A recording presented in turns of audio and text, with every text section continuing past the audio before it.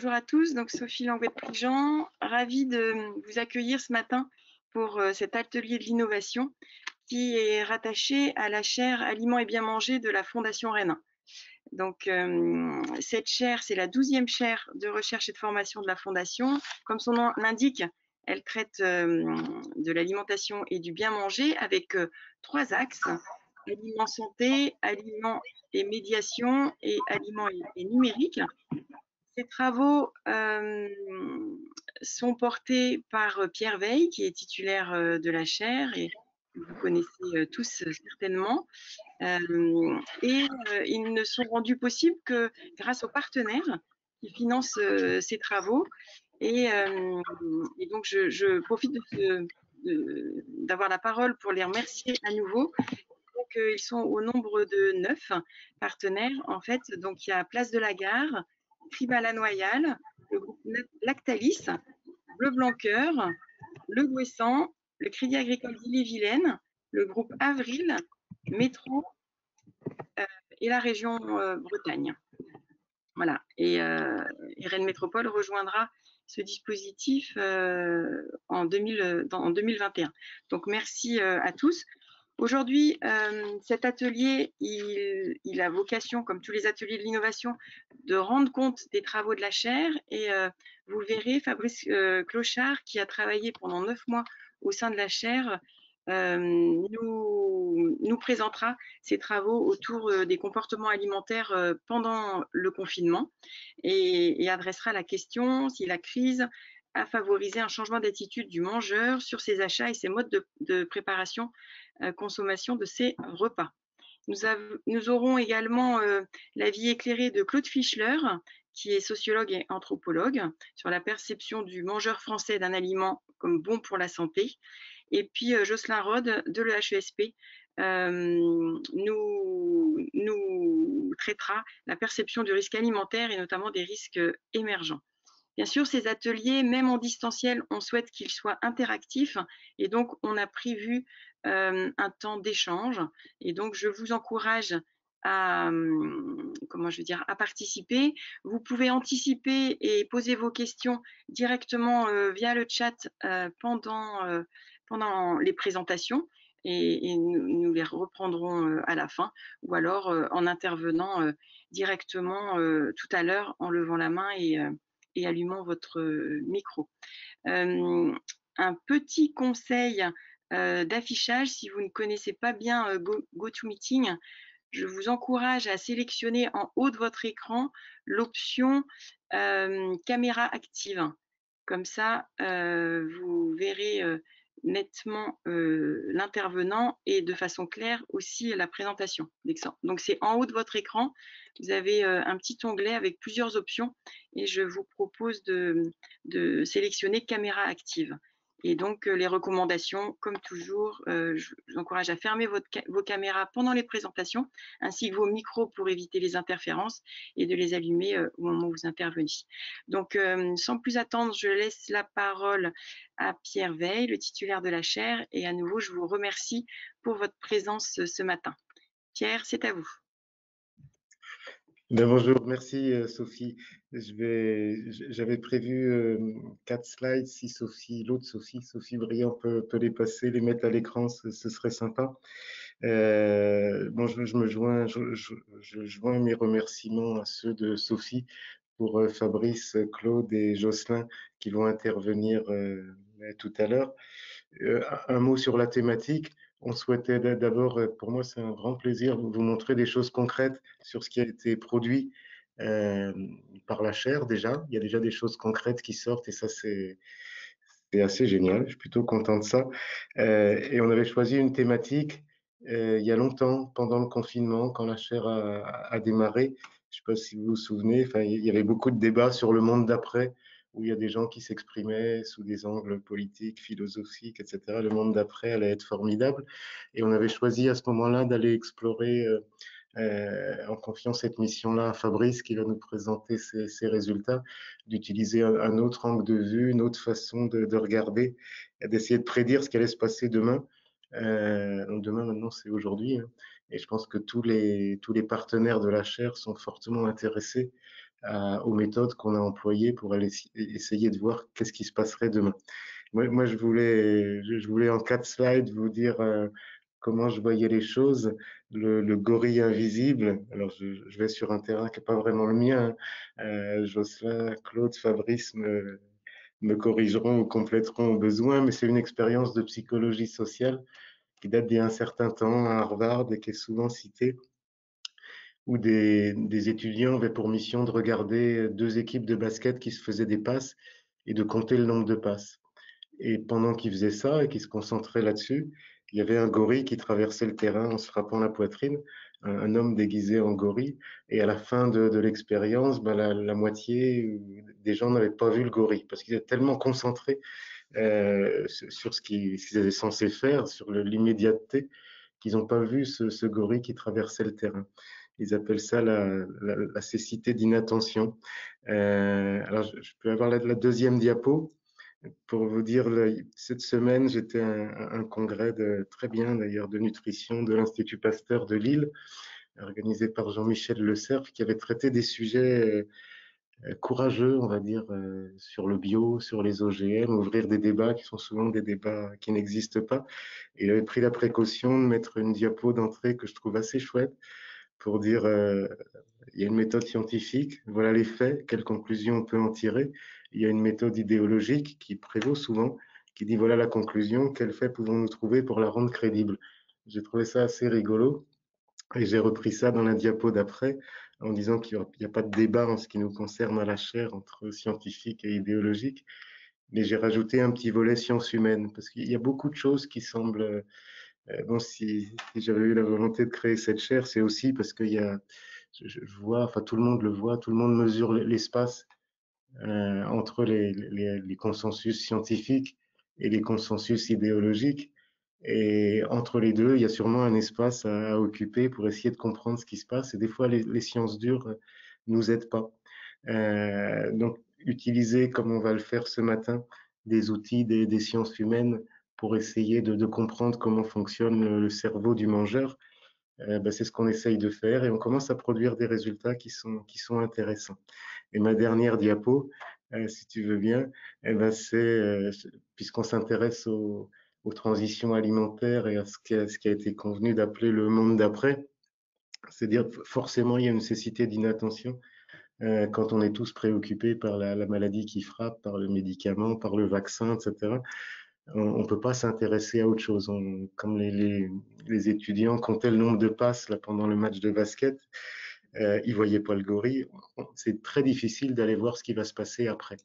Mais les outils qui ont été utilisés, les expertises aussi de Claude et Jocelyn qui vont vous être présentées, je pense qu'elles vont nous aider à répondre à ces questions sur le monde d'après. La cécité d'inattention, elle est tout à fait normale. On est tellement préoccupé par l'immédiateté, le choc du Covid, qu'on ne peut pas vraiment s'intéresser au pourquoi, au comment, aux données autres que celles de l'immédiateté. Mais on va essayer d'aller voir ce qui s'est passé. Donc, je voulais introduire la matinée avec ces 4 diapos. Le timing est serré. Je vous remercie d'être là tous. Merci aussi aux partenaires et au soutien de la chaire. Et puis, je vais passer la parole à Fabrice pour commencer. Bonjour à toutes et à tous. Merci Pierre, merci Sophie. Donc l'idée là, le temps que ça se mette en place, hein, c'est de vous restituer cette étude qualitative hein, sur la cuisine et l'alimentation en temps de confinement. Vous rappeler hein, en précaution que c'est une étude exploratoire hein, basée sur la réalisation de ces entretiens semi-directifs. Donc on est sur un petit échantillon, c'est un carottage hein, dans la réalité. Et puis précaution aussi de rappeler que c'est une étude en mode confiné aussi, donc sur la base d'entretiens téléphoniques. On n'a pas pu mobiliser les techniques traditionnelles de la socio-anthropologie où on utilise beaucoup la culture matérielle pour faire parler les enquêtés. Alors, donc une étude qualitative, 16 entretiens, donc petit échantillon, des entretiens téléphoniques. On a un échantillon où on a fait des interviews avec des Rennais plutôt des Rennais ou plutôt autour de Rennes, donc plutôt profil urbain. Et on a fait varier sur deux critères principaux. On a fait varier sur les catégories socio-professionnelles. Donc voilà, on voulait avoir un éventail assez large. Et puis le deuxième critère sur lequel on a été attentif, c'est sur l'attachement ou voilà, l'attachement à la cuisine et à l'alimentation. On voulait des profils qui étaient plutôt détachés et des profils qui étaient au contraire plutôt très attachés, très cuisiniers, très limite passionnés par la cuisine. Donc c'est parti. Sachant qu'en plus j'ai 20 minutes, donc ça va être en mode rythmé. Et donc voilà, on a fait en sorte d'avoir un échantillon assez large en termes d'attachement à l'alimentation et à la cuisine. Donc on a réfléchi vraiment en termes de trajectoire. Et on retrouve assez bien finalement des personas qu'on avait identifiés dans des études précédentes en lien avec le Centre culinaire contemporain. Donc voilà. Et ce qu'on se rend compte, c'est que finalement, alors à chaque début d'entretien, il y avait tout un moment de biographie culinaire, biographie alimentaire. On revenait sur les souvenirs de cuisine et d'alimentation. Et on voit bien que dans le parcours, dans une histoire de vie, ben, des fois on descend, des fois on monte, des fois on est très attaché, puis des fois il y a des événements qui font qu'on revient en arrière et on se détache. Et il y a plein de choses qui rentrent en compte. Alors là, vous allez voir, je vais vous montrer, il y a plein de verbatims, il ne faut pas les lire, hein, vous aurez le temps de les lire après quand on vous diffusera la présentation. Mais globalement, ce qu'on voit, c'est qu'il y a plein d'éléments, plein d'événements dans la vie qui font qu'on va s'attacher, se détacher à l'alimentation et à la cuisine. L'imprégnation familiale, c'est plutôt l'idée que il y en a qui naissent dans des familles où on adore la cuisine, où on fait goûter, où on découvre des choses. Et ben eux, ils démarrent un peu plus haut que ceux qui sont complètement détachés. Ça fait référence un peu aux travaux aussi de Claude Fischler qui pourra en reparler. Hop, j'essaie de passer la main, mais j'arrive pas en fait.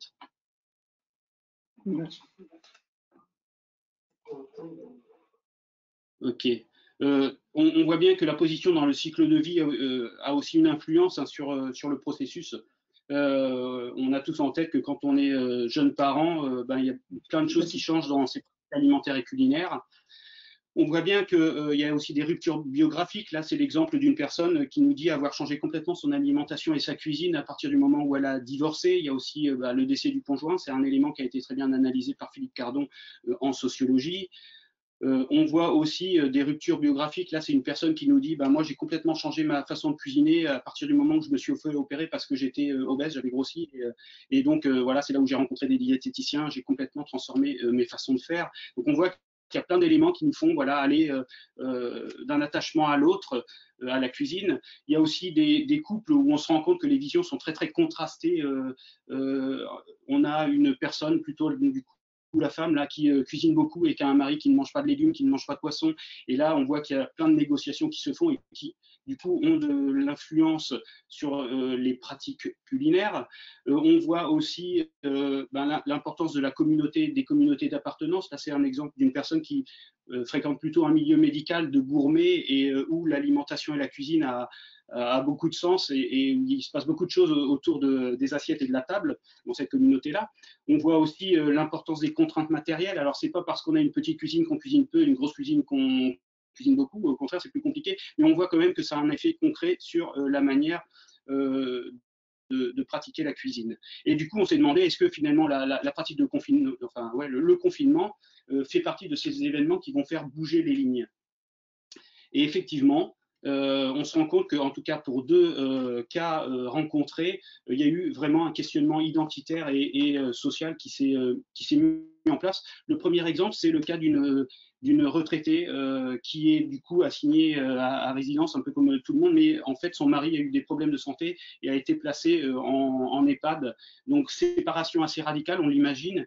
Et le truc, c'est que voilà, ces deux personnes sont des gourmets, sont des personnes qui adorent cuisiner. Et tout au long de l'entretien, ça a été d'entendre en tout cas, je m'oblige à aller faire les courses, je m'oblige à faire la cuisine, je m'oblige à me préparer des bons petits plats, et c'est vraiment des bons petits plats, je m'oblige à mettre la nappe et à mettre la table, et on se rend compte que tous ces petits rituels du quotidien, ces petits codes, ces petites normes ont un sens extrêmement fort d'un point de vue identitaire et social, le tout étant de limiter, de résister à ce phénomène de déprise qui est très bien analysé par Vincent Karadec en sociologie du vieillissement. Donc là, on sent qu'il y a quand même quelque chose de très très fort d'un point de vue identitaire.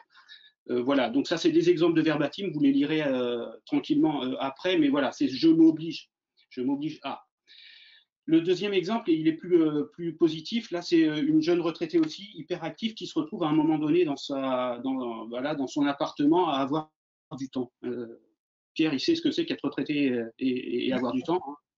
Euh, et ben voilà, qu'est-ce qu'on fait de ce temps-là? Et en fait, ce qui est assez rigolo, c'est qu'elle était très intéressée par déjà des problématiques d'épanouissement personnel, de recherche voilà, sur soi, de faire soi-même, de sobriété, d'énergétique, et elle s'est mise à s'intéresser à l'alimentation. Et là, elle s'est penchée sur des tutos sur YouTube. Elle a vraiment fait un travail de montée en compétences et elle a commencé à en parler autour d'elle et à vraiment tisser des liens autour de ce sujet alimentaire et de l'épanouissement personnel avec ses proches. Et là, cette montée en compétences et cette association avec des éléments d'ordre social nous font penser que son changement de comportement va être durable. Donc voilà, hein. En gros, ça fait du bien pour le corps. Voilà, ça passe aussi par l'alimentation. Tout est lié. J'ai changé beaucoup mon avis sur Internet parce que j'y trouve beaucoup de choses. Et voilà, maintenant, j'ai des conversations avec ma sœur alors que jusque-là, les liens étaient plutôt distants. Au-delà de ces deux cas, ce qu'on se rend compte de manière assez transversale, c'est que le confinement, ça déstabilise, ça perturbe et ça a tendance à, j'essaie de passer, mais ça ne passe pas. Ah, voilà. Ça a tendance hop là, à bouger les lignes. Ça va trop vite. Ça a tendance à bouger les lignes, à rebattre les cartes et à recomposer des rapports de force. Et ça, c'est intéressant. Que, voilà, le premier cas, désolé, hein, ça m'a un peu déstabilisé. Le premier cas, c'est une personne qui finalement est assez détaché de l'alimentation et de la cuisine et qui justement voit plein de monde en train de s'intéresser à la cuisine, à se mettre la main à la pâte et qui dit mais moi j'ai autre chose à faire que voilà, que passer du temps derrière mes fourneaux, que passer du temps à table, que passer du temps à l'alimentation sur WhatsApp, etc. Parce que voilà, moi c'est plutôt mes loisirs, c'est plutôt mon activité professionnelle, elle est encore hyper active en termes professionnels. Donc derrière ça, il y a tout un discours sur l'image de la femme au foyer, l'idée de s'émanciper des exigences domestiques pour investir d'autres formes d'activité. Donc là, voilà, on a un discours plutôt de détachement. C'est révélateur aussi pour certains, c'est l'occasion de réaffirmer la volonté de ne pas dépendre des autres. Alors là, on est dans un environnement complètement différent. On est dans une jeune famille plutôt capital social, culturel, économique élevé et qui vraiment sont dans un esprit maker. Donc voilà, on voit qu'ils bricolent beaucoup leur maison. Ils ont les moyens de le faire, mais non, ils le font eux-mêmes. Ils ont une imprimante 3D, ils fabriquent leurs masques, etc. Voilà, ils sont vraiment dans une idée de maker. Et pendant le confinement, ils se sont intéressés à l'alimentation et, ils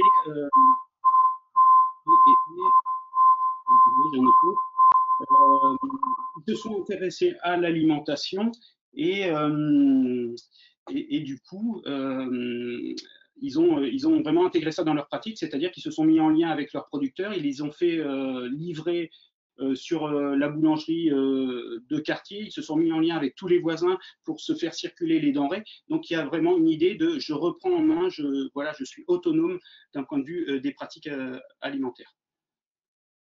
Un autre cas derrière, mais ça passe pas, hein, je suis désolé, mais c'est super lourd en termes de... Voilà, donc on s'organise, tu peux passer. C'est assez inconfortable, hein, je suis désolé. Voilà, donc dans le slide précédent, c'était plutôt une lecture féministe. Donc voilà, ce qu'on se rend compte, c'est que chez certaines personnes qui ont la sensibilité aussi autour de ces éléments, cet engagement féministe, ben, il y a une libération de la parole et une volonté, quand on lit les blogs, quand on fréquente voilà, ces sensibilités-là, de revaloriser ces tâches qui sont invisibles, qui est bien analysé aussi par Jean-Claude Kaufmann en sociologie. Et du coup de revaloriser ces pratiques de faire soi-même. Hop, est-ce que ça marche? Oui. Et puis, alors là, c'était de manière un peu plus transversale. L'idée, c'est il y a une question aussi de revanche sociale, en fait, on se rend compte chez pas mal d'enquêtés finalement, qui étaient dans des logiques de débrouille, de faire soi-même, de solutions, de recherche anti-crise, quoi, de sobriété, de se dire, bah tiens, c'est marrant, je suis presque plus adapté que mes proches qui sont un peu plus riches, un peu plus dotés. Voilà, il y a vraiment une remise en avant de l'art du bricolage, du butinage et du braconnage, comme dirait Pascal Plantard. Et voilà, quoi. Quelque part, il y a une certaine revanche sociale, et ça, c'est symbolisé par une émission, l'émission de Cyril Lignac, qui a pas mal de personnes pendant le confinement, à la fois parce que c'est divertissant, mais aussi parce que finalement, c'était le moyen de démocratiser, de valoriser les pratiques culinaires simples et ordinaires. Donc, il y a clairement une idée de revanche sociale.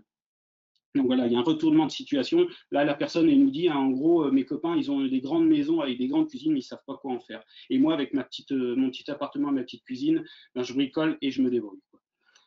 Derrière ça, donc, il y a une idée d'empowerment, de pouvoir d'agir. Et puis, il y en a qui sont, on se rend compte qu'ils sont exclus de ça. En fait, le confinement rend visible des fragilités, des différences, des fossés. Alors là, c'est plutôt une lecture descendante, c'est-à-dire que là, c'est une personne qui est plutôt qui a un capital économique et culturel fort et qui va lire les façons, enfin, ce qu'on entend sur les comportements en temps de confinement de manière très voilà, distinction sociale. Donc elle va parler des gens qui bouffent, des gens qui voilà, qui regardent Cyril Lignac alors que c'est un programme qui est plutôt du genre à tirer le monde vers le bas. Voilà, donc une lecture un peu critique. En face, on a une autre personne là qui est plutôt dans un profil voilà, classe moyenne, voire moyenne inférieure, et qui fréquente beaucoup de personnes, femmes de ménage, enfin voilà, plutôt des profils socialement plus bas. Qui dit mais attention, il y a plein de personnes qui sont mises en difficulté avec ce moment du confinement parce qu'ils n'ont pas l'argent et ils n'ont pas le temps pour suivre les injonctions du bien manger qu'on peut entendre autour de nous. Donc ça met en avant vraiment certaines fragilités sociales. Et puis un truc qu'on entend de plus en plus dans plusieurs enquêtes d'ailleurs, hein, c'est, et là ça vient plutôt du discours des jeunes, une sorte de fossé générationnel entre les anciens et les plus jeunes. Les anciens qui seraient vraiment quelque part entre guillemets enlisés dans une société de consommation, et les plus jeunes qui seraient depuis le départ finalement assez contraints à la sobriété. Ça c'est quelque chose qu'on retrouve dans plein d'enquêtes. Et là on le retrouvait encore dans le discours de certains jeunes quand on parlait des modes d'adaptation en temps de confinement. Ensuite, si on centre un peu plus, si on zoome, il y a toute une question autour du partage des tâches. On se rend compte que le confinement, voilà, c'est révélateur d'un déséquilibre dans la distribution des tâches domestiques. Il y a pour beaucoup une impression de non-stop, de répétition, d'obligation, d'avoir plusieurs journées en une. C'est très marqué chez les jeunes familles avec des enfants en bas âge, mais aussi chez les familles un peu plus où il y a des enfants un peu plus âgés qui reviennent à la maison. En mineur, ben, il y a la femme de ménage qui ne peut plus passer, ça a été un cas aussi rencontré. On se rend compte que le confinement accentue les déséquilibres dans le partage des tâches. Et là, voilà, on retrouve un peu les logiques de don contre don et de rapport à la dette qui sont bien analysées par Kaufmann. Et puis on se rend compte aussi qu'en plus, la perception du risque sanitaire du Covid, de la Covid, elle peut varier aussi dans le couple. Et parfois, celui qui ne fait pas les courses rajoute des exigences à la personne qui fait les courses. Donc ça crée des tensions que vous imaginez un peu ce que ça peut donner. Donc voilà, il y a vraiment une saturation chez beaucoup, hein, beaucoup de discours qui dit voilà, j'en peux plus, on me demande de surprendre, mais ouais, vous êtes gentil, mais comment je fais pour vous surprendre? Enfin voilà, il y a plein d'éléments dans ce genre-là. Et puis de l'autre côté, on voit bien qu'il y en a qui sont pas conscients, qui prennent pas conscience de cette idée de partage des tâches, le petit discours du genre quand je dis pas que c'est pas bon, c'est que c'est bon. Donc voilà, ce côté invisible de la tâche domestique qui est exacerbé par ce confinement. Alors, pour s'adapter à ces différences, cette distribution un peu inégale dans le partage des tâches, ben, il y en a qui vont exprimer leur agacement. Il y a des tensions qui apparaissent dans les couples. On va essayer de redéfinir les rôles, on va essayer de redistribuer les tâches. Là, il y a tout un verbatim qui nous raconte le fait que le mari a tendance à prendre un petit peu plus de tâches, mais il ne fait que ce qui fait plaisir aux enfants. En gros, c'est encore à elle de s'occuper des tâches un peu plus contraignantes pour les enfants, quoi. Donc ça progresse, mais peut mieux faire. Dans d'autres couples, on va voir qu'il y a des ajustements qui se font spontanément. Donc le mari, hein, c'est souvent la femme qui fait, le mari qui s'ajuste, hein, même dans ce terrain-là, quoi. Et donc le mari s'ajuste, va faire les courses parce que la femme a des petits problèmes de santé. Donc c'est lui qui prend le risque, hein, je cite, de sortir dehors, qui va faire un peu plus la vaisselle, et puis il va y avoir une sorte d'ordre social qui va s'installer dans le foyer, parce qu'il va falloir se mettre d'accord sur les façons de ranger dans la cuisine, sur ce qui est prescrit, permis et interdit dans les pratiques ordinaires. Donc il y a tout un travail d'ajustement qui s'opère dans le couple. Si on zoome encore, on se rend compte que le confinement, en fait, il y a plein de problématiques autour de la charge mentale et plein d'ajustements associés. On voit que la charge mentale, elle augmente clairement, et notamment chez les personnes qui n'ont pas le temps, qui sont sous contrainte de temps, les jeunes parents. Le confinement fait qu'il y a plein de perturbations. En gros, on va dans le supermarché, mais on ne trouve plus nos marques habituelles, on ne trouve plus les produits habituels. Comment on fait? On ne peut plus déléguer une partie de la cuisine à la limite aux grands-parents qui nous aidaient un petit peu. Il y a une pression accrue parce qu'on entend beaucoup qu'il faut réussir son confinement. Mais comment je réussis un confinement alors que j'ai plein de contraintes? Et puis en plus, même quand je sors et que je vais faire les courses, c'est morose, les gens sont agressifs. Donc voilà, la pénibilité, elle est très très forte chez certains, ressentie de manière très forte. Et en plus, il y a plein de gestes à rajouter dans le quotidien. Il va falloir essayer de choisir les endroits si on est sensible à cette problématique sanitaire, de contamination, il va falloir choisir certains endroits, et puis sur le lieu d'achat, il va falloir rajouter plein de pratiques qui nous permettent d'appliquer les gestes barrières et de se protéger. On va mettre en quarantaine les produits à la maison, etc., etc. On se rend compte qu'il y a plein de tâches qu'il va falloir associer aux tâches habituelles. Et pour essayer de gérer ça, pour essayer d'amortir un peu cette tension-là, il y a plein de pratiques d'ajustement. Là, il y a une montée vraiment des pratiques associées à la planification. Donc là, l'enjeu, c'est de faire des listes de courses. Il y a beaucoup de personnes qui ne faisaient pas de liste et là qui se mettent à faire des listes de courses, qui se mettent à planifier, qui se mettent à anticiper notamment lorsqu'ils commandent à des producteurs, parce que là, il y a besoin d'une anticipation pour les paniers de producteurs. Il y a du coup un enjeu fort sur tous les objets qui nous permettent, qui nous accompagnent dans cette planification. Donc les applis courses, les blocs-notes à cocher, les playlists sur le drive, les propositions faites par le Thermomix, on l'a entendu pas mal. Et puis l'idée aussi de déléguer une partie de la recherche aussi à des plateformes. On va aller chercher plein de solutions guidées sur Marmiton notamment. Et puis l'idée d'anticiper aussi, de se dire, tiens, je vais cuisiner un maximum le week-end pour ne pas avoir à réfléchir le reste de la semaine. Après, il y a plein dans les manières de s'ajuster et de baisser un peu la pénibilité, la charge mentale, on va rentrer dans des logiques de routine, de répétition, de non-choix. On va essayer de suivre un script qui fonctionne bien. On va faire toujours la même liste de courses, on va faire toujours les mêmes menus d'une semaine sur l'autre, on va toujours faire les mêmes déplacements. Et puis, on va essayer d'acheter en quantité en se disant, je saurais bien en faire quoi, je saurais bien quoi en faire plus tard. Je vais cuisiner en plus grande quantité pour éviter de réfléchir les prochains plats.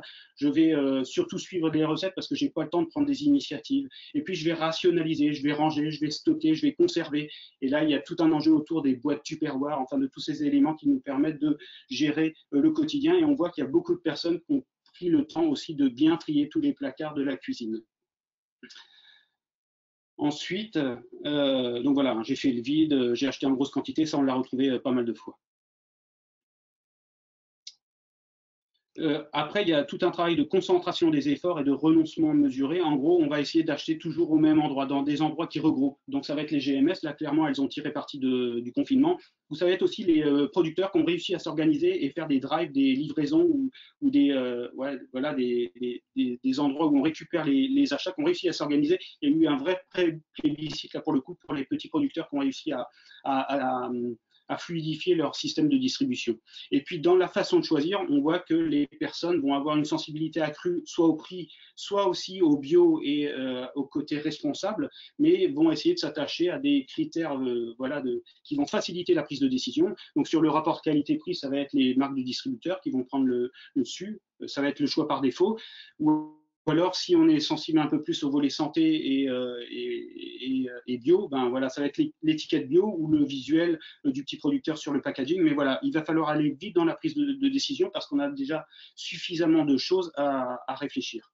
Et puis voilà, il y a plusieurs types de stratégies en dessous. Après, il y a aussi des logiques d'ajustement, de contournement. On va essayer de maintenir les pratiques, mais de les simplifier. Donc, on va faire les mêmes recettes, mais on va faire peut-être un peu moins de phasage. Alors, un élément important en cuisine, c'est qu'on va essayer de travailler la déclinaison. On va acheter un produit de base et on va pouvoir le cuisiner de différentes façons. Donc, ça, c'est ces produits un peu de base qu'on peut cuisiner, adapter à sa sauce. Ça, on l'a retrouvé de manière transversale. Du coup, la cuisine d'assemblage, elle est importante. Et du coup, les petites choses qui permettent de personnaliser cette cuisine un peu standardisée, répétitive, simplifiée, là aussi, vont avoir de l'importance. Donc, c'est les assaisonnements, c'est les épices, c'est les petits trucs, les crumbles, les choses qui rajoutent quelque chose à une cuisine un peu standardisée. Voilà. Donc là, ça nous parle de simplification. Une autre stratégie d'adaptation, c'est le 2 en 1. On voit plusieurs personnes qui, avec le confinement, se lèvent plus tard et font finalement 2 repas. Ils font un brunch le matin ou un gros petit-déj et ils mangent le soir, ce qui permet finalement d'enlever un repas et donc un niveau de pénibilité. Désolé, c'est un peu long entre les slides. Une autre façon de s'adapter, c'est de déléguer. Donc, de déléguer une partie des services, enfin de la tâche à l'industrie. Donc, on va être sensible aux taillés découpés, aux pré-cuits, aux aides culinaires, aux plats préparés aussi et surgelés. Ça, on l'a retrouvé pas mal dans les entretiens. Et puis, on va déléguer les gestes de la cuisine aux équipements. Et là, c'est le recours au Thermomix, aux équipements Tupperware. Ça, on l'a eu de manière aussi assez récurrente. Et puis sinon, il y a des personnes qui vont déléguer aux professionnels de la restauration. Là, c'est la livraison à domicile et la vente à emporter. Et voilà, si on peut de temps en temps déléguer à Picard, déléguer au Thermomix ou au Monsieur Cuisine, là, on a tout un verbatim sur l'avantage de Thermomix qui fait des non-cuisiniers des cuisiniers. Voilà, en plus, avec le nombre de calories, ça permet d'avoir des comparatifs. En plus, ça dit exactement les quantités qu'il faut, donc il n'y a pas à réfléchir sur les quantités, il n'y a pas de gaspillage. Enfin voilà. Pareil, on s'est rendu ceux qui faisaient bien les outils numériques, qui étaient agiles, il y avait vraiment quelque chose de capacitant parce qu'on pouvait aller chercher le producteur, on pouvait reprendre contact avec ses fournisseurs parce qu'on pouvait aller chercher les bonnes affaires avec ces outils numériques. Enfin voilà, donc là aussi, le numérique, on se fait livrer, on passe par les drives, enfin l'outil numérique a été vraiment un avantage, mais pour ceux qui étaient déjà bien habitués à l'usage de ces outils-là. Et puis, il y a quelque chose qui est apparu aussi de manière récurrente, le côté joker, c'est les pâtes, quoi. Les pâtes, clairement, c'est la solution à tous les problèmes. Donc, on a des gros consommateurs de pâtes, mais c'est pas parce qu'ils adorent les pâtes, c'est parce que les pâtes, c'est pas cher, ça se conserve, on peut les cuisiner de différentes manières. Et si on n'a pas envie de cuisiner pour les enfants, on peut leur dire, cuisinez-vous des pâtes. Donc, quelque part, on abaisse le niveau de pénibilité là aussi, quoi. Et ça, on l'a alors pour les pâtes, mais on l'a aussi par exemple pour les émincés de poule de volaille. Voilà, c'est des produits un peu standards qu'on peut cuisiner facilement de différentes manières. Voilà. Donc ça, c'est des exemples, vous aurez le temps de prendre connaissance. Et après, il va y avoir tout un discours aussi en termes de voilà, les pratiques de déprise, de lâcher prise. On va s'autoriser aussi des tolérances, hein, tout simplement. De se dire, allez, on va acheter des produits qui font plaisir aux autres, même si c'est pas bon pour la santé. On va se faire des petites récompenses parce qu'on en a tellement bavé tout au long de la semaine qu'on va s'acheter des petits extras. On va compenser quelque part. Donc, on a beaucoup de choses autour du chocolat, autour de la viande aussi. On a l'impression d'être en week-end toute semaine. Donc, ça va être les apéros, ça va être les petits plaisirs qu'on trouve habituellement le week-end. Là, c'est tout un verbatim qui nous dit que son mari a tendance à manger avec ses émotions et comme là, il est un peu stressé, ben, il va facilement vers le gras et le sucré. Là, c'est une personne, un jeune retraité qui ne voit pas beaucoup sa famille, enfin ses enfants et ses petits-enfants, et qui dit qu'effectivement, ils ont tendance à manger les apéros et les bons petits repas parce qu'il faut quand même garder le moral. Donc voilà, on compense. L'idée, c'est aussi d'abaisser le niveau d'exigence, d'arrêter de culpabiliser. Il y a clairement chez certains une injonction à réussir son confinement. Donc voilà, c'est d'abaisser cette exigence-là. On le retrouve notamment chez une jeune maman là, qui nous parle de ça et qui nous parle de voilà, au départ, elle allait beaucoup sur les sites, les Instagram avec voilà, les mamans sur Instagram et elle dit mais c'est vraiment l'espèce la plus culpabilisante du monde. Au début, j'ai essayé de suivre, mais j'ai pas réussi. Et petit à petit, elle a un peu baissé son niveau d'exigence et tolère, voilà, de cuisiner des plats préparés aussi de temps en temps, enfin des plats un peu moins en phase avec l'injonction du bien manger, quoi. Et puis voilà, c'est aussi de temps en temps s'autoriser des moments de repos, des moments pour soi, des moments de prise de distance. Ça va être de faire la cuisine et de dire aux enfants, allez, vous allez devant la télé et puis moi, je prends mon moment à moi, ou de prendre effectivement le petit apéro sur le balcon et de dire, voilà, vous me laissez tranquille, j'ai le petit moment à moi. Donc voilà, cet enjeu de lâcher prise est important. Et puis pour ceux qui ont le temps, le confinement, c'est aussi un moment d'expérimentation, de prise de conscience. Je regarde le timing, ça a sauté. Donc voilà, on expérimente à la fois de nouvelles manières d'acheter. Fabrice, Donc, ouais. c'est Pierre. C'est juste pour dire que je te demande pas d'accélérer, mais je te demande d'aller. C'est un gros travail, présenter des conditions difficiles. Mais Je, si tu peux aller vers une conclusion le plus vite possible, ce serait sympa. Je ne te ok. demande pas d'accélérer, je te demande d'aller plus vite, Pierre. Donc Bravo. expérimenter, aller très vite. Vers la conclusion. Ouais. On expérimente de nouvelles manières de s'approvisionner. Le drive, on a entendu beaucoup parler du drive, c'est très ambivalent dans les réactions. On expérimente de nouvelles manières de cuisiner. Donc voilà, et là, il y a beaucoup d'essais, et notamment d'essais sur les desserts, les pâtisseries, et faire son pain, faire du Cyril Lignac, on a vu tout à l'heure. On expérimente pas mal de la cuisine à 4 mains. Donc voilà, on va cuisiner avec les enfants, on va faire des choses avec les enfants, et on se rend compte que c'est intéressant parce qu'ils sont très demandeurs. Et on va expérimenter de nouvelles formes d'échange. Donc là, c'est les réseaux sociaux, c'est utiliser l'alimentation pour faire du lien, tout simplement. C'est un bon prétexte pour prendre contact avec ses proches. Et puis voilà, c'est des apéros à distance, mais ça, on en a déjà parlé. Globalement, ça a quand même été un moment où ceux qui avaient la chance d'avoir du temps et qui aimaient bien la cuisine ont pu expérimenter des choses. Globalement, au bilan, on voit qu'il y a quand même des changements de comportement. Si on prend les gens qui sont très très détachés, non, globalement, ça ne bouge pas beaucoup parce que de toute façon, ils ne sont pas très investis dans l'alimentation. Ceux qui sont très très attachés, ça ne bouge pas beaucoup non plus parce qu'ils sont déjà très investis et ils ont tous les atouts finalement pour s'ajuster par rapport au changement dû au confinement. Là où ça bouge pas mal finalement, c'est les profils intermédiaires, mais là, il y a l'enjeu du temps disponible. Il y en a pour qui il va falloir plutôt les accompagner en termes d'amortisseurs, essayer de gérer cette charge mentale, et puis les autres, il faut leur donner des leviers pour qu'ils s'amusent un peu plus. Globalement, en termes d'accompagnement, ceux qui sont vraiment détachés, l'enjeu, ça va être de les accompagner en termes de prise de conscience, de découverte. Et là, on est plutôt dans l'expérientiel, la sensorialité. Sur les profils intermédiaires 2, 3, 4 étoiles, on est plutôt sur l'accompagnement de la montée d'expertise. On va aussi les aider à prendre en charge une partie de la tâche. Et sur les profils les plus attachés, tout l'enjeu, c'est de les aider à créer ou à préserver le lien social. Ce qu'on voit en tout cas, il y a des choses qui ressortent très clairement de l'étude, c'est l'avantage donné par le Thermomix, par les outils numériques, par les bases culinaires, par chez Lignac, par les pâtes, par les organisations de producteurs, par les aides culinaires. Tout ça, finalement, c'est un peu des objets connecteurs multiples ou articulateurs, si on veut citer Latour, Bruno Latour. C'est des objets qui nous permettent finalement de créer des combinaisons, des déclinaisons, des connexions, des hybridations.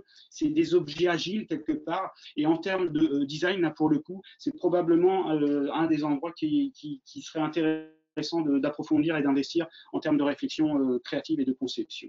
Voilà, j'en ai fini, je suis désolé. C'était un peu lourd sur le passage des slides, donc c'est pour ça que c'était un peu compliqué. Eh bien, écoute, on te remercie beaucoup. Mais je suis un peu navré qu'il y ait eu ces soucis-là. Bon, c'était peut-être un peu ambitieux. En tout cas, il y a plein de choses. Je vais évidemment pas le commenter ou rechercher. On n'a pas beaucoup de temps. Mais en tout cas, je vous invite à regarder le diaporama qu'on va vous passer. Il y a plein de choses qu'on a envie de lire en détail. Et puis deux, on te réinvitera, Fabrice, parce que vraiment, il y a des choses très intéressantes. Et la présentation n'a pas permis peut-être de les mettre à 100% en relief. En tout cas, merci. On va essayer de garder un petit temps de discussion générale après. On regardera les questions sur le chat à ce moment-là. Mais je vais passer tout de suite la parole à Claude Fischler. Claude, ben merci d'intervenir sur le thème c'est quoi un aliment bon pour la santé? Je crois que c'est ce qu'on t'a demandé de traiter. et dans la foulée de ce qu'a présenté Fabrice. À toi, merci. Alors, je n'ai pas pour ma part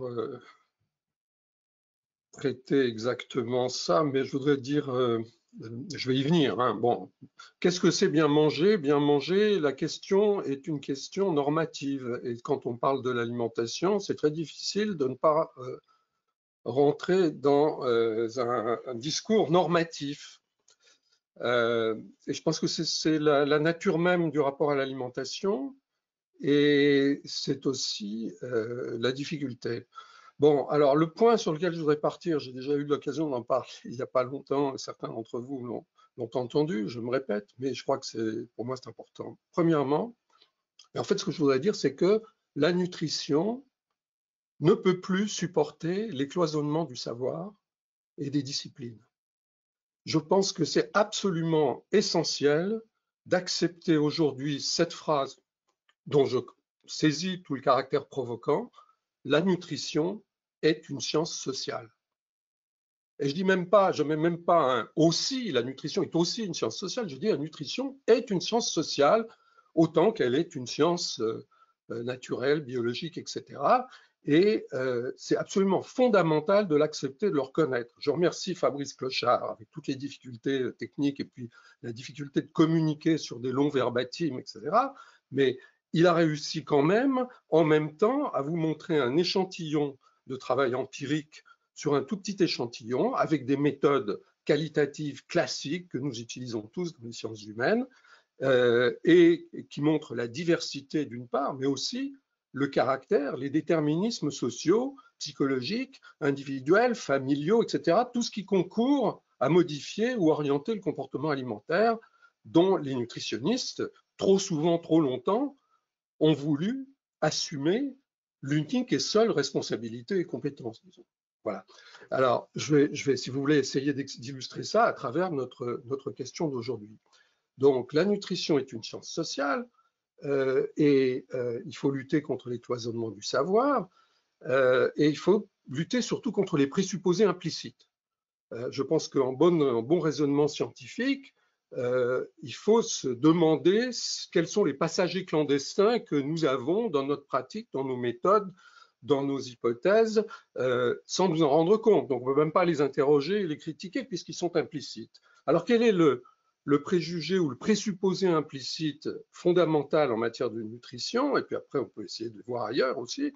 Il y en a un qui tient même, qui est tout à fait, j'allais dire, qui est légitime d'une certaine manière, parce que l'objet même de la nutrition, finalement, c'est d'abord la physiologie. La physiologie, c'est un organisme, et donc, à partir du fonctionnement des organismes de l'espèce, on a tendance à examiner un organisme individuel qui consomme des aliments, des nutriments, et on le pense comme tel, et on voit cet organisme faire des choix. Que bien entendu, on va essayer de juger ou d'évaluer à l'aune du savoir que l'on a pu déjà rassembler. Alors évidemment, ces choix apparaissent très souvent contestables, d'où la nécessité normative de changer les comportements, de comment faire pour changer les comportements. Et ces changements comportementaux qu'on examine à travers une optique individuelle, il faut les cibler collectivement, c'est-à-dire qu'on prend la société un petit peu comme Margaret Thatcher qui disait « There is no such thing as society ». Il n'y a pas, la société, c'est un truc qui n'existe pas, il y a des individus. On prend collectivement les individus et on leur prescrit individuellement à tous et à chacun de modifier, d'orienter leur comportement, etc. Ça s'appelle l'éducation nutritionnelle, ça s'appelle les campagnes de santé publique. Je voudrais juste vous rappeler ce que je fais assez souvent, je sais que c'est assez provocateur, mais quand on cible ça sur les États-Unis, on a plus de chances, de manière un peu peut-être démagogique, pardonnez-moi, mais de rassembler un petit peu des regards critiques, à en juger. Le pays où il y a le plus d'efforts depuis un siècle au moins dans ce sens, ce sont les États-Unis. Et en jugé par la prévalence de l'obésité à travers le monde, dans les comparaisons, on voit bien que tout ce qui a été tenté aux États-Unis n'a pas été caractérisé par le succès. Donc, les injonctions sont problématiques. Et pourquoi est-ce que je dis que le présupposé implicite de l'organisme individuel est problématique? Parce que pour les mêmes raisons, par exemple, que le présupposé individuel en économie, par exemple. On pourrait lister beaucoup de disciplines, y compris des disciplines des sciences humaines, bien entendu. Par exemple, en psychologie, en économie, la théorie standard en économie ne voit que des individus. Ces individus font des choix dits rationnels. Alors, il faut entendre rationnel au sens probabiliste, c'est-à-dire que les agents économiques seraient, d'après le postulat de rationalité de la théorie économique, seraient en mesure, j'allais dire intuitivement finalement, de maximiser leur utilité, c'est-à-dire de maximiser le bénéfice individuel qu'ils peuvent retirer d'un choix ou d'une décision. D'ailleurs, on ramène le monde à des choix individuels. Bon, en réalité, pourquoi est-ce que je dis tout ça? Ce sont des biais, des présupposés implicites qu'il faut interroger ou critiquer. Parce qu'en réalité, Sapiens, c'est avant tout une espèce sociale. Je veux dire, le processus d'hominisation passe par la coopération, par la chasse, par la protection contre les prédateurs, je vous rappelle que la chasse-cueillette, c'est 99,99% de l'histoire de l'humanité. Et dans la chasse-cueillette, typiquement, on va faire des prototypes, pardonnez-moi, mais ce sont des petits groupes très unis, très solidaires, avec des règles extrêmement strictes et extrêmement appliquées de répartition des ressources, de coopération et de répartition des ressources, c'est-à-dire que personne ne reste sans ressources dans le groupe des chasseurs-cueilleurs. Enfin, en tout cas, il y a une très très grande variété de situations et même de modes de production, donc ce sont des généralités qui sont problématiques. Mais enfin, en gros, l'idée c'est ça. Il n'y a pas que le bon chasseur qui mange de la viande, si vous voulez. Il y a des règles de distribution, de répartition. Et ce que ça veut dire, de dire que les humains sont une espèce très sociale, c'est quelque chose qui renvoie au fait que dans toutes les sociétés humaines, dans toutes les civilisations humaines, jusqu'à présent, manger est une activité sociale et collective. Les humains mangent le plus souvent en groupe. Manger seul, c'est plutôt l'exception. Manger seul est très souvent stigmatisé. C'est stigmatisé de manger seul. Alors évidemment, dans les civilisations urbaines contemporaines, ce sont des choses qui sont un peu grignotées, c'est le cas de le dire. Ce qu'il faut voir, c'est que nous sommes une espèce très sociale, nous mangeons ensemble, et le fait de manger ensemble, que nous appelons la commensalité, de cum avec et mensa à la table, même s'il n'y a pas de table, il y a de la commensalité, implique des interactions très très complexes, déterminantes, par exemple, qui sont mobilisées ou mises en œuvre à travers des objets, par exemple le mobilier. Fabrice rappelait le rôle des objets. Les configurations du groupe autour du repas, l'organisation du repas. La prise alimentaire se fait dans quelque chose, une institution, un rituel qu'on appelle un repas. Tous les actes de manger ne sont pas des repas. Le fait de grignoter quelque chose au passage peut être vu, comme j'ai dit que c'était stigmatisé dans beaucoup de cultures, ça peut être vu comme une façon d'échapper aux règles du partage et de se conduire de façon égoïste et asociale ou antisociale. Les commensaux, leurs interactions, la hiérarchie entre les membres de la tablée, les plats servis, la syntaxe du repas, l'ordre des mets. L'ordre des mets, c'est le titre d'un ouvrage posthume du grand historien Jean-Louis Flandrin, L'ordre des mets. Tout ça, ce sont des éléments qui concourent à déterminer la prise alimentaire et ce que les nutritionnistes appellent le comportement alimentaire. Donc, on mange en fonction des autres, pas seulement sur la base de déterminisme, de décision rationnelle, consciente, individuelle. Et ces phénomènes sociaux, cette dimension sociale, ça entraîne de la régulation, de la dérégulation, de l'intégration et de la désintégration. Ce que je veux dire par là, c'est que si vous mangez avec des gens dans certaines circonstances, vous allez manger plus que d'habitude. Par exemple, je ne sais pas, une troisième mi-temps de rugby, ça c'est sûr qu'on ne va pas se modérer. Si vous êtes obèse et que vous mangez avec des gens minces, l'observation, beaucoup de littérature, enfin plusieurs publications montrent que vous mangez moins. Même chose, une femme et un homme, ça change le comportement alimentaire, qui vous avez, quel sexe vous avez en face de vous, etc. Voilà. Donc les fonctions de la commensalité, c'est distribution, répartition, inclusion, exclusion, hiérarchie, le pecking order, n'est-ce pas?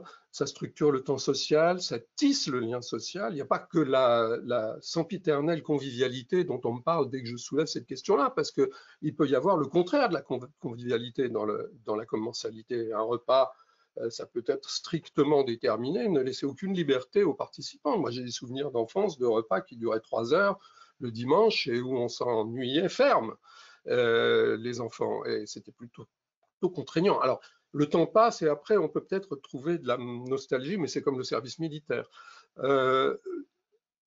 Donc, la collectivité, la commensalité, ça oriente, ça contraint et ça soutient aussi le comportement individuel. Bon, maintenant, il y a d'autres phénomènes que les interactions individuelles. Il y a des différenciations sociales, il y a des différenciations culturelles. Alors, bon, on a depuis longtemps des observations qui montrent, par exemple il y a 40 ans, dans les travaux de Grignon ou d'autres, on voyait très bien que quand on allait dans les milieux ruraux, paysans, ce qui était valorisé, c'était que ça tienne au corps. Quand on se rapprochait du milieu urbain, des catégories sociales plus favorisées, sexe féminin, il fallait que ça soit plus subtil, il fallait se maîtriser, il fallait que ça soit délicat. Bref, il y a ces différenciations sociales, mais il y a aussi des différenciations culturelles. Par exemple, on a beaucoup travaillé dans mon équipe il y a quelques années avec les comparaisons interculturelles, par exemple entre Français et Américains, ou avec les Européens en général, et on voit qu'il y a des différences considérables. Je vous rappelle par exemple que les Français sont aujourd'hui encore, le Covid peut modifier un peu les choses, mais on voit aussi que dans certains cas, Fabrice l'a montré, ça solidifie ça. Il y a cette caractéristique donc française qui est que nous sommes la culture, le pays qui mange encore le plus à heure fixe. S'il est 12h30, vous avez à peu près la moitié de la population française qui est occupée à manger. Si vous traversez la Manche, ça fait 50 km, vous arrivez dans le Royaume-Uni, vous voyez, d'après les données des enquêtes d'emploi du temps des ménages et des individus, que le moment de la journée où il y a le plus de gens qui sont occupés à manger en même temps, c'est à 13h10 et ils sont 17,5%. Donc d'un côté 50% à 12h30, de l'autre côté 17,5% à 13h10. Vous voyez bien qu'il y a des patterns, des répartitions alimentaires radicalement différentes et évidemment c'est quelque chose qui relève du social et du collectif. Donc le fait d'individualiser la consommation et le rapport à l'alimentation, c'est quelque chose qui se retrouve aussi dans ces différenciations culturelles. Par exemple, dans nos enquêtes sur les Américains, on voyait qu'ils avaient une conception essentiellement individuelle et bien entendu normative et culpabilisée sur le thème de la santé, du rapport à l'alimentation. En gros, ce qu'ils disaient dans les entretiens, c'est « Ah, oui, je sais que je suis responsable de ce que je mange, il faut que je fasse attention, il faut que je sache ce qu'il faut bien manger ou pas manger, mais c'est vrai qu'il y a des compromis faciles et je fais des compromis et oui, c'est de ma faute, etc., etc. » Les tribunaux sanctionnent la même idéologie finalement de l'individu responsable, libre et responsable, puisque McDonald's a gagné son procès contre des obèses, une class action d'obèses qui les attaquaient, et ils ont gagné au motif que bon, ils avaient donné l'information nécessaire et qui relevait de la liberté individuelle et responsabilité individuelle des clients de ne pas avoir le mauvais comportement.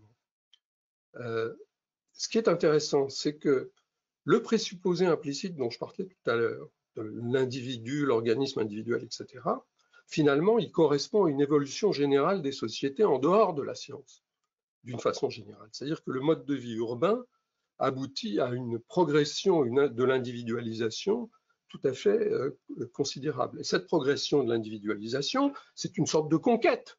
Nous n'allons pas y renoncer, c'est l'autonomie. Le grand mot aujourd'hui, c'est l'autonomie. Et donc, cette autonomie, c'est une conquête. On l'a conquise dans le domaine des carrières. Nous avons la liberté d'adopter beaucoup plus qu'avant le choix des carrières, du moins en théorie. Nous avons l'autonomie en matière de choix du conjoint. On a, a priori, de moins en moins de mariages arrangés. On a conquis une autonomie dans le domaine alimentaire. Autonomie, responsabilité individuelle. Et d'une certaine manière, on est dans une situation de dénégation du caractère collectif de manger en fonction des autres. Une dénégation qui est difficile à vivre d'une certaine façon. Elle est difficile à vivre et c'est pour ça que je parle de cacophonie nutritionnelle, parce que finalement, de tous les côtés, il y a des injonctions, des préconisations, des injonctions contradictoires, bien souvent d'ailleurs, qui sont liées à toutes sortes de choses, par exemple à l'évolution du savoir scientifique. Il faut bien se rendre compte qu'il y a une sorte de bascule permanente, par exemple, à l'intérieur même du monde scientifique, entre des théories concurrentes. Il y a de la controverse dans le milieu scientifique, il ne faut pas le nier. Si j'avais prévu des slides, je vous aurais montré 3 couvertures de la revue Time, l'une dans les années 70 qui représente Ansel Keys et qui parle du cholestérol et de son rôle dans l'étiologie des maladies cardiovasculaires. Ensuite, vous avez dans les années 80 des œufs au plat et du bacon sur cette couverture de Time, et ça illustre le poison qu'est le cholestérol. Et puis tout d'un coup, 2014, il y a une mode de beurre et le slogan « Eat butter ». Pourquoi on a eu tort d'incriminer le gras et quelle est la balance, la bascule entre laquelle on oscille? Eh ben, on a eu la lipophobie. Quand j'ai commencé à m'intéresser à l'alimentation, on était à la fin d'une période de saccharophobie où on incriminait beaucoup le sucre. On a ensuite incriminé le gras pendant 30 ans et voici que Time Magazine révèle d'une certaine manière qu'il y a 2 théories en fait, ou 2 groupes de tenants de théories, l'une sur la théorie lipidique, l'autre sur la théorie glucidique. Bon, ces divisions, cette non-permanence, disons, de la pensée scientifique, c'est l'essence même de la science, c'est-à-dire que le progrès de la science passe par la nécessité qu'une théorie scientifique puisse à chaque instant, dit Popper, être réfutée. Sinon, ce n'est pas de la science, c'est du dogme. Alors, on est là, et comment faire pour donner des injonctions ou des préconisations de politique publique si on n'est pas vraiment tout à fait dans un consensus et dans une certitude? Il faut quand même être extrêmement prudent. Et donc, on favorise cette cacophonie nutritionnelle, mais c'est qui est bien accentuée, encore plus davantage, en fait, par toutes sortes d'autres phénomènes, par exemple les allégations, la publicité, les médias qui rapportent toutes sortes d'avis, de rumeurs. Maintenant, il y a les réseaux sociaux, les fake news, etc. Donc, dans ce contexte, l'individu, il est paumé. Le mangeur individuel, il est paumé depuis 40 ans, de plus en plus. Et en somme, l'individualisation des mœurs est accentuée par tous les facteurs, tout concourt à l'individualisme. Bon, je vais finir sur cette citation d'Émile Durkheim, qui est un des fondateurs de la sociologie, qui date de 1893, dans son ouvrage de la division du travail social. L'individualisme, la libre pensée ne date ni de nos jours, ni de 1789, ni de la Réforme, ni de la scolastique, ni de la chute du polythéisme gréco-latin ou des théocraties orientales. C'est un phénomène qui ne commence nulle part, mais qui se développe sans s'arrêter tout au long de l'histoire. Il se développe sans s'arrêter tout au long de l'histoire, mais il faut bien admettre qu'il a connu une accélération phénoménale dans les dernières décennies et depuis le début du XXIe siècle. Et c'est avec ça que nous devons réagir ou avancer. Et c'est avec ça que nous devons nous interroger sur ce que nous faisons, ce que nous disons dans le milieu scientifique. Et c'est à cause de ça que nous devons absolument briser la grande muraille entre les sciences dures et les sciences soi-disant molles, ou les sciences soi-disant dures et les sciences soi-disant molles, et que nous devons mettre en commun ce savoir. Et sur cette injonction solennelle, je termine et je vous remercie de votre attention. Merci beaucoup, brillant comme d'habitude. En tout cas, finir sur l'injonction à relier sciences humaines et sciences dites dures, c'est l'essence même de la chaire. Donc, mais merci pour tout et merci pour ça particulièrement. On essaiera de garder un peu de temps pour les questions. N'hésitez pas à en mettre sur le chat. Je vois qu'il n'y en a pas beaucoup, mais on aimerait bien, même si on est un peu dépassé dans les horaires, alimenter un petit débat. Jocelyn Rode est avec nous et Jocelyn est à l'écran. Pardon Jocelyn, j'ai voulu raccourcir et aller vite, mais je ne crois pas que j'ai vraiment réussi. Non, c'est pas grave. On a raccourci de quelques minutes quand même, hein, ce qui est un exploit pour la plupart des experts en sciences humaines. Ok, bon. Eh ben, Jocelyn, ça va être à toi. Jocelyn est enseignant à l'école de santé publique de Rennes, donc c'est un voisin, et un spécialiste de la perception des risques en psychologie sociale, c'est bien ça? Oui, en sciences sociales de manière générale, mais c'est vrai que ma nouvelle discipline de rattachement, c'est bien la psychologie sociale. Ok. Eh bien, Jocelyn, on t'a demandé de traiter, alors tu feras ce que tu veux, mais on t'a demandé de traiter la perception des risques alimentaires et particulièrement des risques émergents. C'est à toi. Très bien. Bah, écoutez, merci beaucoup pour votre invitation. Je vais beaucoup raccourcir ma présentation parce que moi, je préfère les échanges avec les participants plutôt qu'à mon discours. Donc, je vais vraiment raccourcir. En fait, dans la première partie de ma carrière, à partir du début des années 2000, je me suis beaucoup intéressé à travers différentes crises sanitaires dans le domaine de l'alimentation, un paradoxe qui me paraissait tout à fait saisissant et dont j'avais pas conscience à l'époque. C'est en travaillant avec des épidémiologistes et des spécialistes de la sécurité sanitaire des aliments que je me suis rendu compte en fait qu'on était dans un monde où les risques alimentaires étaient en fait de moins en moins présents et de moins en moins prégnants, surtout lorsqu'on replaçait les choses dans une perspective historique et en particulier historique longue. Et quand je dis longue, c'est pas forcément très long, c'est de l'ordre de quelques décennies.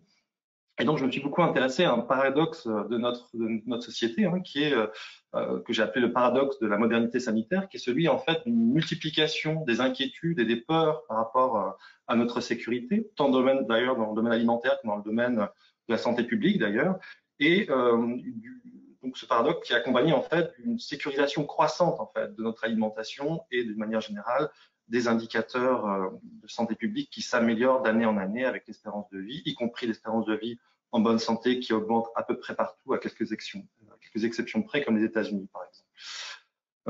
Et donc j'ai essayé de comprendre finalement pourquoi on en arrivait à ce paradoxe. Je crois que pour arriver à mieux comprendre en fait ce phénomène, il faut bien comprendre quel était l'univers ancestral dans lequel nous avons évolué. Et d'ailleurs, nos grands-parents, nos arrière-grands-parents plutôt, jusqu'au début du XXe siècle, étaient encore dans cette situation. Il faut savoir que les deux premières causes de mortalité en 1900 en Occident, donc Amérique du Nord et Europe, c'était d'une part les maladies infectieuses respiratoires, donc nous y revoilà d'ailleurs d'une certaine manière avec cette épidémie de SARS-CoV-2, le retour des maladies infectieuses respiratoires qui tuaient massivement au 19e siècle, qui se sont un peu espacées au cours du 20e siècle, même s'il y a eu des grandes épidémies en 68, en 58 et une plus petite en 2009. Et la deuxième cause de mortalité, c'était en fait les toxi-infections alimentaires qui faisaient énormément de décès dans les populations occidentales jusqu'à une époque récente. Et en fait, ces deux causes de mortalité, elles vont sensiblement baisser, enfin et même s'effondrer en l'espace de quelques décennies. Juste avant la Deuxième Guerre mondiale, on va voir quasiment disparaître la mortalité liée à ces deux types de risques, les toxi-infections alimentaires d'un côté, les maladies respiratoires de l'autre.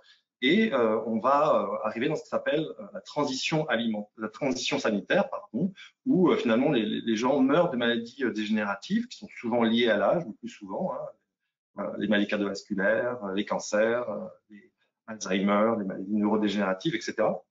Et une quasi-disparition en fait des causes de mortalité aiguës, rapides, qui tuaient beaucoup, notamment les enfants.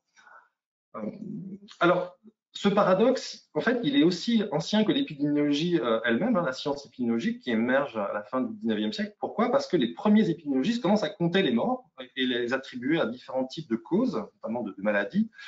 Et ils vont s'apercevoir de quelque chose de complètement étonnant. On a des témoignages des premiers épidémiologistes de la fin des années siècle qui sont complètement ébahis par ce qu'ils voient, c'est-à-dire qu'ils se rendent compte que les maladies qui tuent de loin le plus, qui affectent le plus la population, sont en fait les maladies qui, d'une manière générale, nous inquiètent le moins. Et c'est un petit peu encore le cas, si vous voulez. Si on regarde un peu la structure de la mortalité actuelle, finalement, c'est le tabagisme, la consommation d'alcool excessive, etc. Ce sont parmi les principales causes de mortalité aujourd'hui en France. Et pourtant, ce n'est pas des choses qui nous inquiètent spécialement. En fait. Donc, pourquoi est-ce qu'il y a finalement cette disproportion entre le risque objectif et nos peurs, nos inquiétudes? Eh bien, il va falloir attendre les années 70 pour qu'il y ait des avancées considérables dans le champ notamment de la psychologie, pour qu'on comprenne davantage en fait comment fonctionne le jugement et la prise de décision chez les humains. Et ce que vous montrez, ces différents travaux qui émergent à ce moment-là, notamment ce qui s'appelle les travaux autour des heuristiques et des biais cognitifs, montrer que nous, les Homo sapiens, on recourt en fait à un double système cognitif, ce qu'on appelle le système impulsif d'un côté et le système réflexif de l'autre, qui sont complètement différents. Il y en a un qui est rapide, frugal, automatique, qui n'exige pas des ressources cognitives importantes et qu'on partage finalement avec les autres mammifères. Et puis, on a un système réflexif qu'on acquiert à travers l'éducation, qui est long, qui est coûteux. C'est un système qui est exigeant, qui est lent et qui est en plus énergivore, c'est-à-dire qu'on peut mesurer le cerveau consomme beaucoup de glucose. On peut mesurer quand les gens font des opérations mathématiques complexes, par exemple de manière mentale, une consommation de glucose très très importante qu'on peut mesurer par des analyses de sang notamment. Et donc il y a un certain nombre de travaux qui vont émerger. Paul Rosine, qui a beaucoup travaillé avec Claude Fischler, a fait des travaux tout à fait remarquables, notamment sur l'heuristique de naturalité, qui est vraiment très très intéressante. Donc en fait, c'est des raccourcis mentaux qui nous permettent de décider dans un monde incertain et complexe, de manière économe et rapide, si vous voulez. Et souvent, c'est efficace d'ailleurs. Et l'heuristique de naturalité, qui de mon point de vue est vraiment très prégnant dans nos sociétés aujourd'hui, c'est de penser finalement ce qui est naturel et sûr, sain, bon pour nous, et ce qui est artificiel est dangereux, risqué, susceptible de provoquer des dangers, etc. etc. Et cette heuristique, elle est beaucoup utilisée aujourd'hui, sauf que si vous en discutez avec des toxicologues, ils vous diraient, en fait, c'est pas tout à fait exact. C'est-à-dire que si on regarde quels sont les poisons, les substances les plus toxiques qui existent dans le monde, eh bien, en fait, les produits naturels l'emportent très largement sur les produits artificiels. Les produits les plus toxiques créés par l'homme ont une toxicité inférieure, en fait, à des toxines qui ont été créées par la sélection naturelle, notamment par des bactéries, notamment vous êtes vacciné par exemple contre la diphtérie. Donc la diphtérie, ce sont des agents des micro-organismes en fait qui produisent des poisons très puissants pour neutraliser leur adversaire sur le plan de la lutte biologique. Donc voilà un peu comment ces travaux ont évolué à travers l'exploration de ces différentes heuristiques, donc ces moyens frugaux et rapides pour juger et prendre des décisions en matière dans des champs incertains et complexes. Et d'autres travaux à l'époque vont essayer en fait de systématiser et de modéliser nos perceptions du risque. Et on va s'apercevoir de quelque chose d'assez étonnant, qui est que finalement, les gens, bon an, mal an, connaissent à peu près les statistiques, quelles sont les premières causes de mortalité, etc. Mais c'est pas ça le critère que les gens mobilisent, si vous voulez, pour évaluer si un risque est acceptable ou pas acceptable, inquiétant ou pas inquiétant. En fait, les travaux psychologiques vont montrer que intuitivement, on va mobiliser essentiellement deux critères. Le premier, c'est le critère d'incertitude, de certitude, ou de connaissance-méconnaissance, c'est-à-dire que quand quelque chose est caractérisé par l'incertitude, il est beaucoup plus anxiogène que si c'est caractérisé par un niveau de certitude élevé.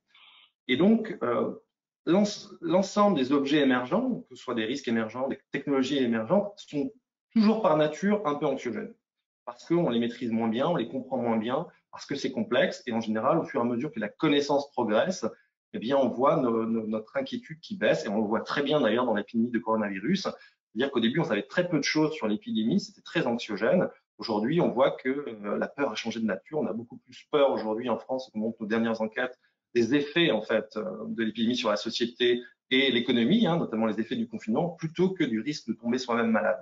Il y a plus que la moitié de la population aujourd'hui qui est un peu inquiète d'attraper le coronavirus. Et 90% qui est inquiète en fait des effets de la gestion de la crise sur la société. Voilà, donc ça donne en fait une cartographie qui est très stable depuis une vingtaine d'années maintenant dans les différentes enquêtes, avec en gros, si on prend ce premier critère d'incertitude, familiarité d'un côté, et puis de l'autre, second critère qui est extrêmement important, qui est la contrôlabilité personnelle. Est-ce que j'ai une emprise sur le contrôle de ce risque, sur la maîtrise de ce risque ou pas. Par exemple, les gens ont beaucoup plus peur en moyenne de prendre l'avion que de prendre leur voiture, et pourtant les risques liés à la circulation automobile sont beaucoup plus élevés que les risques de crack, de chute d'avion, par exemple, ou d'accident d'avion. Eh bien, ça permet en fait de faire ce qu'on appelle une carte cognitive du risque. On a pu montrer que certains risques qui sont majeurs sur le plan de la santé publique, sur le plan nutritionnel, comme une alimentation trop riche en sucre, en gras, en sel, en alcool, sont plutôt peu anxiogènes finalement pour la population. Ça inquiète assez tous les gens. Par contre, des risques qui sont considérés comme incertains, mal compris, mal définis, etc., comme la présence de résidus d'insecticides, de résidus d'antibiotiques ou la présence de métaux lourds dans l'alimentation, ce type de risque est beaucoup plus anxiogène, et ce qu'on montre, c'est que c'est assez universel en fait. C'est-à-dire que, en tout cas dans les pays occidentaux développés, on a pu montrer que ce type de risque sont ceux qui concentrent davantage l'attention et l'inquiétude des gens. Et donc la multiplication d'une certaine manière de l'innovation génère une inquiétude de plus en plus forte en fait dans nos sociétés par rapport à ces objets émergents. Voilà. Je vais m'arrêter là parce que je pense que ce serait mieux de laisser de la place à la discussion.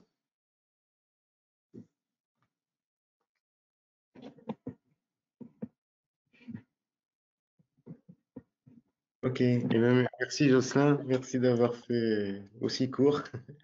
Bon, merci à tous pour les interventions.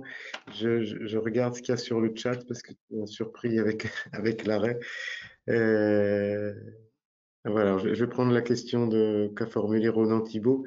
Bonjour et merci pour les interventions. Effectivement, Ronan Thibault, qui est professeur de nutrition au CHU ici à Rennes. SHS et sciences dures sont indissociables quand on aborde la nutrition. Quels pourraient être les éléments de comportement sociaux autour de l'alimentation qui pourraient être sous-tendus par des phénomènes neurobiologiques? Comment notre éducation et notre mode de vie pourraient conditionner notre cerveau à tel ou tel comportement? Qui est-ce qui veut prendre cette question dans les intervenants? Bonjour, Ronan.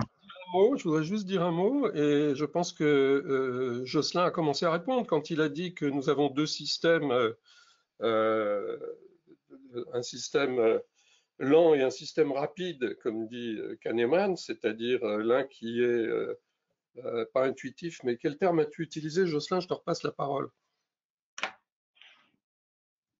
Impulsif. Continue, c'est plutôt à toi que s'adresse la question.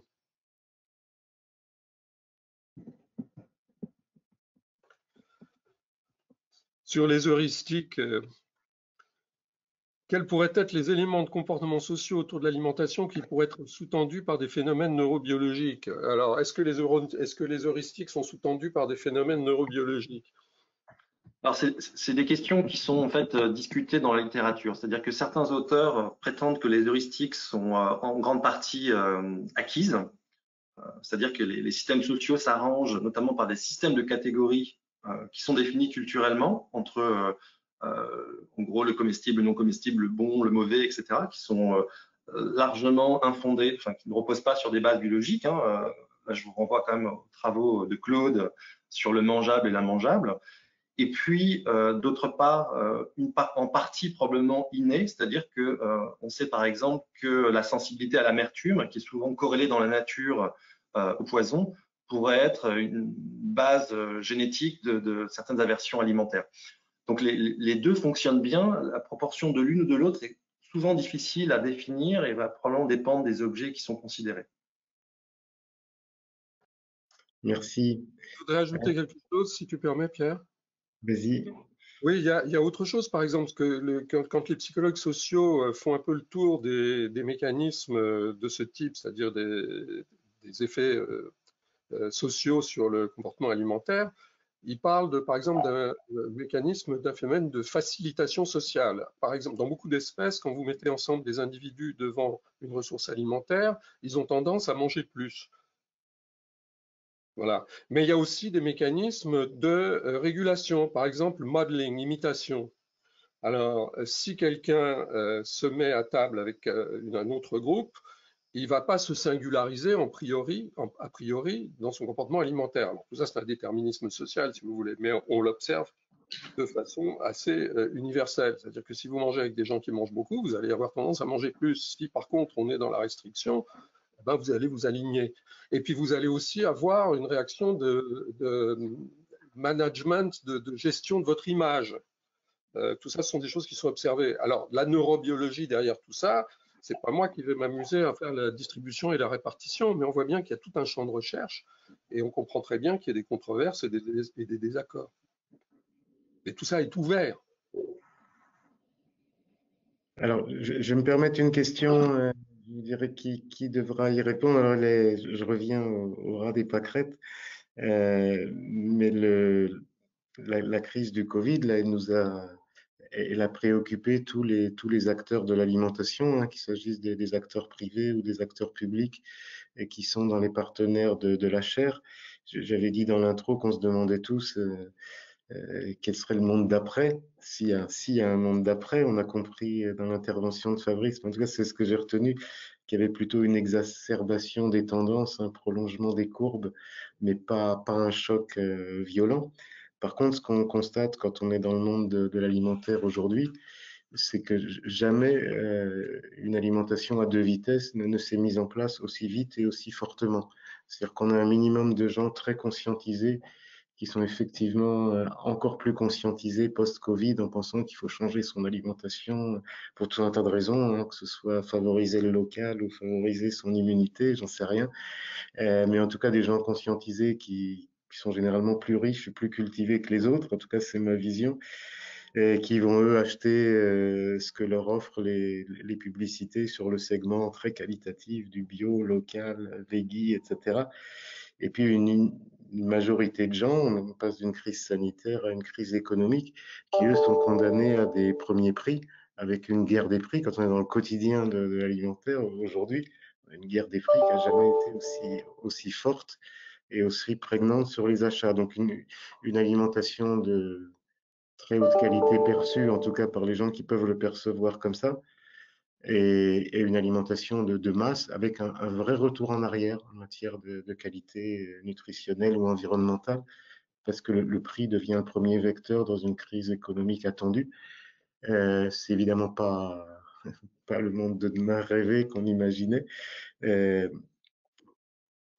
Comment vous voyez les choses? S'il doit y avoir, je ne vous demande pas de regarder la boule de cristal, mais au regard de tous les éléments justement que les sciences humaines peuvent apporter, quels seraient vos scénarios pour une évolution demain et quels seraient les acteurs aussi? Parce que entre la distribution, les marques, les politiques territoriales, tous les acteurs qui jouent sur l'alimentation, évidemment en premier lieu le mangeur.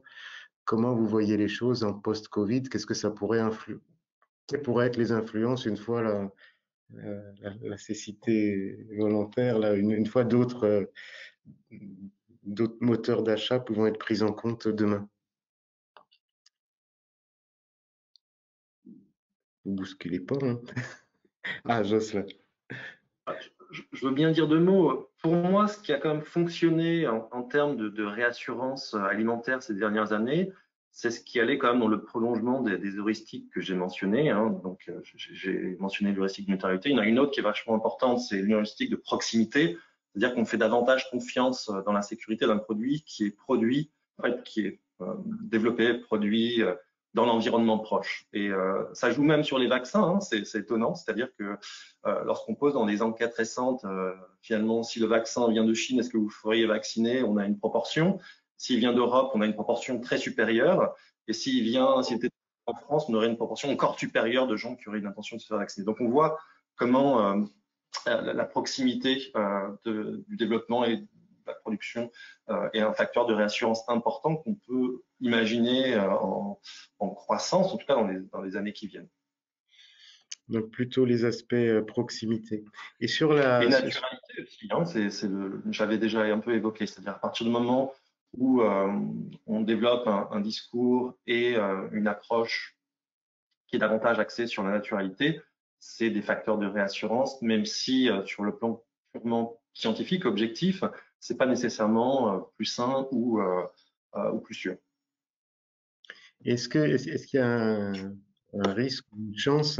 Je regardais les données du Crédoc qui montrent effectivement qu'il y a un certain nombre d'intentions d'achat qui se transforment en actes d'achat sur la proximité, sur les petits commerces, quelquefois les producteurs locaux, etc.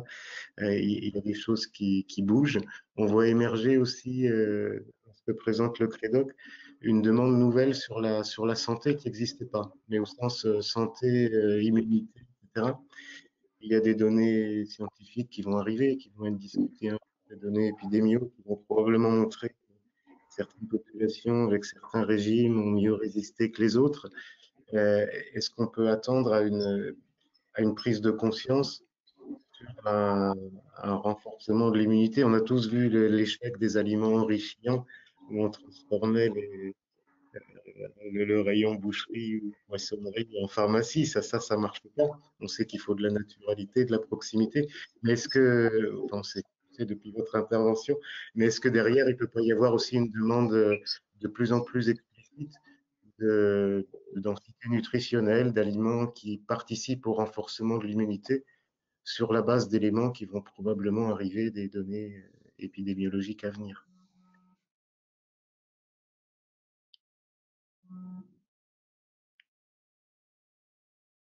Jocelyn? Je veux bien dire un mot là-dessus. Alors, les logiques de preuve dépendent des populations. En fait, on ne fonctionne pas tous de la même manière dans nos choix alimentaires et dans nos jugements alimentaires. De manière générale, plus on est éduqué, plus on a une formation scientifique poussée, plus on va être intéressé en fait par des preuves basées sur des méthodes éprouvées, on va dire, sur le plan scientifique notamment, et on fera davantage confiance en des produits qui sont labellisés par des organismes connus et reconnus. Ça peut être l'Institut Pasteur, ça peut être d'autres types d'organismes. Là où sur d'autres produits, on va davantage mobiliser d'autres critères parce que finalement, la question des données scientifiques ou épidémiologiques ne va pas parler à tout le monde en fait. Ok. Est-ce qu'on ne devrait pas demander à Fabrice un peu ce qu'il en pense? Parce que, à partir du terrain, moi, ce que je vois en tout cas, c'est qu'il y a quand même exactement un fossé générationnel qui est en train d'émerger. C'est un truc que je vois à la fois sur cette enquête et sur d'autres enquêtes. Absolument, très fort, je suis d'accord. On a quand même beaucoup de discours de jeunes qui mettent en avant cette idée de prise de conscience, de nécessité, de nécessité à la sobriété. Et du coup, on voit émerger plein de pratiques d'ajustement, d'adaptation qui nous permet de gérer au mieux cette sobriété-là. Ça, c'est hyper intéressant. Et c'est un peu ce qu'on voyait aussi dans l'esprit maker, qu'on trouve beaucoup chez les jeunes générations, de se dire, ok, je vais faire avec les moyens du bord, je vais faire avec la proximité, effectivement, et en plus, la proximité, je l'associe plutôt à quelque chose de durable. Et voilà, il y a une dynamique en train de se créer qui est très, très sociale, hein, qui est hyper reliée, parce que là, ça fonctionne beaucoup par les réseaux sociaux, ça fonctionne beaucoup par voilà, des échanges de bonnes pratiques. Donc, il y a quelque chose qui se crée progressivement et que jusque-là, moi, je n'avais pas forcément perçu. Mais clairement, le sujet alimentaire rentre dans cette mécanique un peu maker. Voilà. Alors, je sais pas, ça répond pas tout à fait à la question. Ouais. Alors, je suis désolée, je ne vais pas avoir le bon rôle, mais en fait, je suis aussi la gardienne du temps et on va être obligé de stopper cet atelier et ces échanges. Voilà, parce que voilà, normalement c'était prévu jusqu'à 9h45. Nous, c'est vrai qu'avec tous les partenaires de la chaire et les acteurs académiques qui participent aux travaux, on enchaîne avec un comité de pilotage pour décider des orientations et de la suite des travaux. Donc, on est obligé d'arrêter maintenant. Je suis navrée parce que ces débats sont passionnants et ils sont loin d'être terminés. Nous, notre objectif à la Fondation Rennes 1, c'est de continuer cette dynamique et de continuer à rendre compte des travaux qui se font autour des chaires. Donc, ce format en distanciel a ses avantages, mais aussi ses inconvénients. On espère très vite revenir sur des formats plus conviviaux, mais en tout cas, on trouvait que c'était quand même intéressant de maintenir cette animation. Donc, pour ceux qui sont présents à cet atelier, on vous enverra les supports présentés ce matin. Et puis, surveillez également le site internet de la Fondation Rénin et les pages dédiées à la chaire. On nourrira ces pages avec ce qui a été dit ce matin. Donc, merci à tous pour votre participation, votre mobilisation. Je vous souhaite une très bonne journée. Et